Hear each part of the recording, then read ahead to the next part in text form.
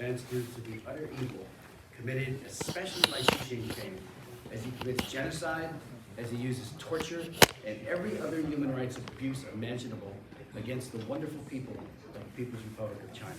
It is, we stand with the oppressed, not with the oppressor. And far too many in this town and in Europe, as well as throughout this country, and Democrats and Republicans far too often pay lip service to the gross human rights abuses that are being committed each and every day, and we need to speak out even stronger.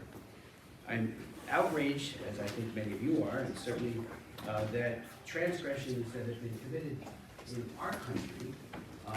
We all remember when Erdogan came in from Turkey a couple of years ago, and there were peaceful protesters outside his embassy.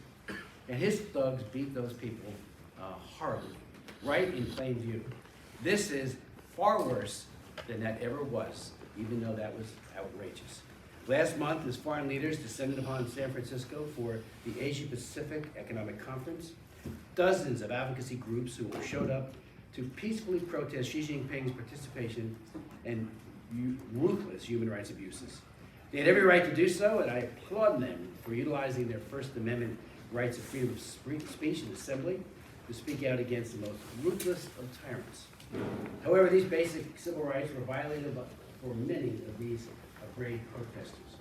Counter-protesters voicing support for General Secretary Xi Jinping and the Chinese Communist Party violently attacked many of these activists and harassed countless others. And we know they weren't there on their own volition. They were there on behalf of the government of China, on behalf of the Chinese Communist Party. Many reported being attacked by metal rods, flagpoles, umbrellas, and pepper spray.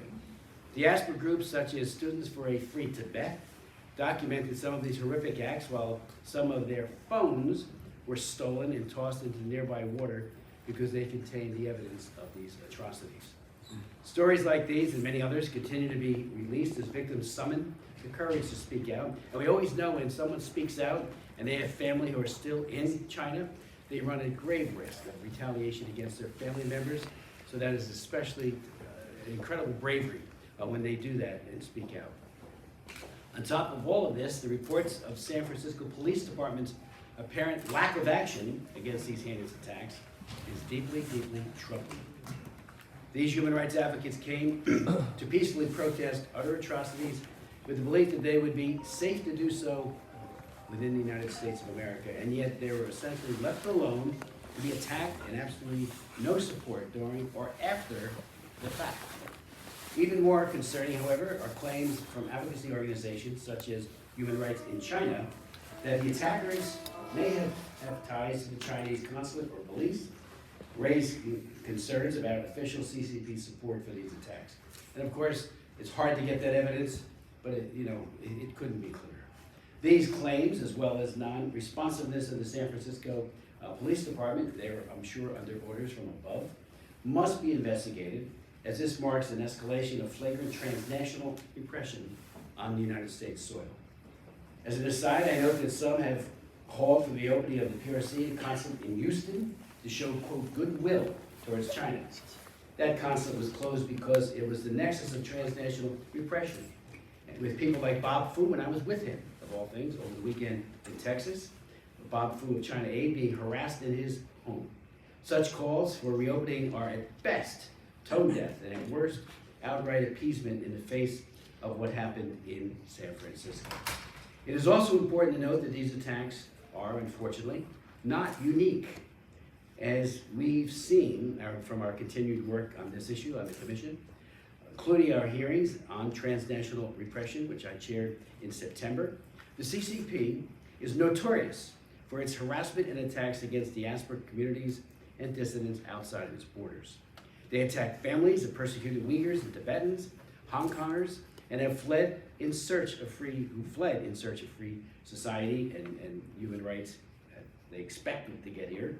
Journalists who bravely report on the atrocities occurring at the hands of the CCP, and even politicians who speak out and vote against the CCP. Their methods are vast and sophisticated, and as we have seen from the last month's events, those in the U.S. are not immune to these attacks. A recent report by Safeguard Defenders highlighted another concerning practice of the PRC to impose control over and incite fear among their diaspora communities. Despite clear warnings from G7 leaders only 1 month prior, China's Ministry of Justice issued new regulations this year encouraging the continuation of, quote, consular volunteer, quote unquote, networks. These networks are directly tied to the CCP's United Front and pose real threats to the safety of Chinese dissidents, such as volunteers, have access to private data and can carry out tasks with the support of the state apparatus behind them. These networks are in clear violation of the Vienna Convention on Consular and Diplomatic Relations and are a brazen attempt of the CCP to use extraterritorial to control its people beyond the borders. As I have said many times in the past, something must be done to counter these ever-growing efforts by the CCP to repress opposing voices. I've introduced legislation, and in the Senate, Senator Merkley introduced it there, to take concrete steps to address the issue of transnational repression, introducing in both of our chambers the Transnational Repression Policy Act. It is my sincere hope that this bill will be voted on promptly to become law and hold foreign governments accountable for their actions. Similarly, I've also introduced a bill to revoke, and I've been joined by my friend and colleague, Mr. McGovern. It's a bipartisan bill to revoke the privileges and immunities of the Hong Kong Economic and Trade Offices in the United States. It's already been marked up in committee. It passed unanimously.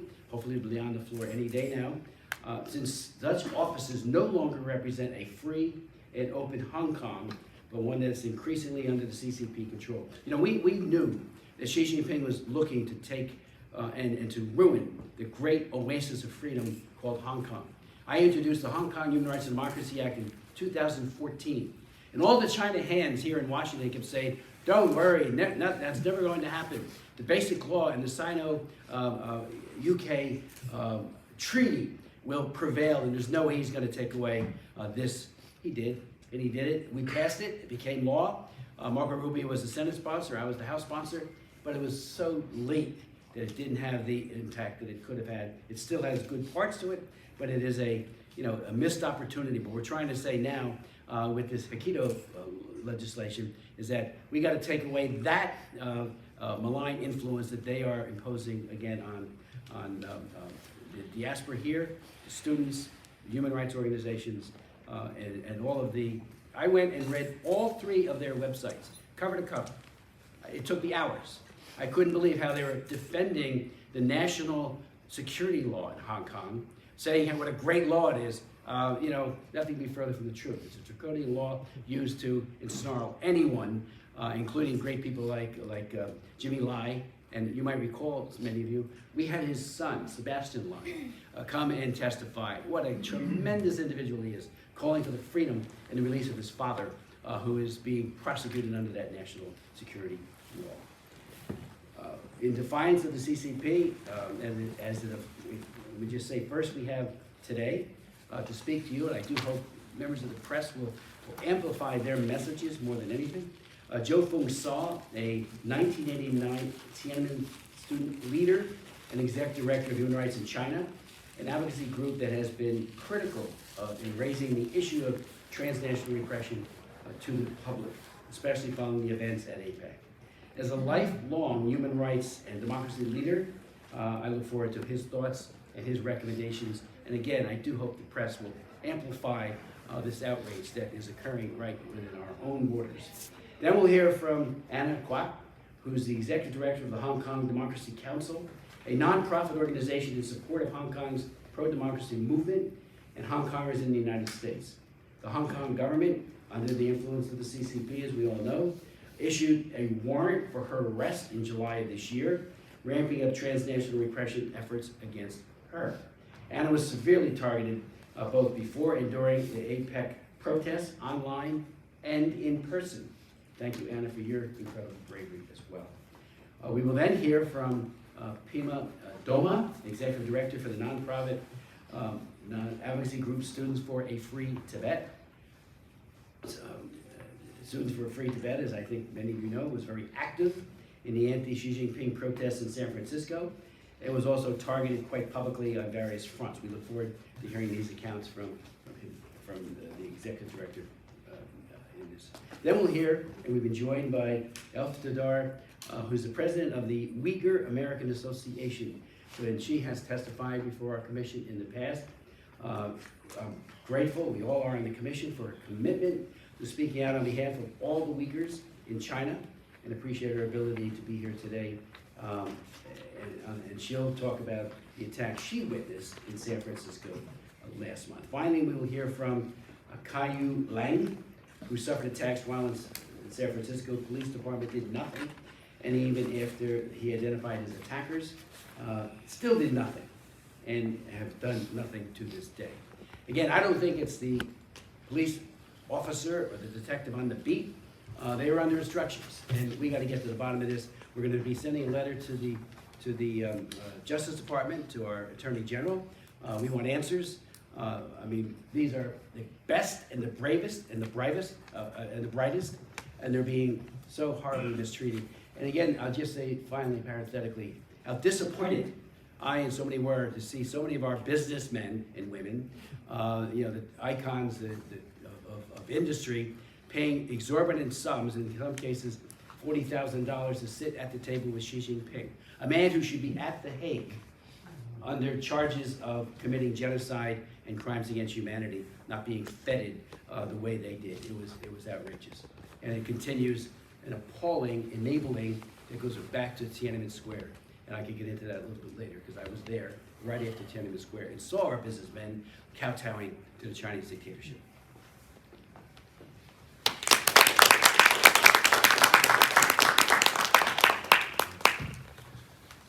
Thank you so much, Chairman Smith.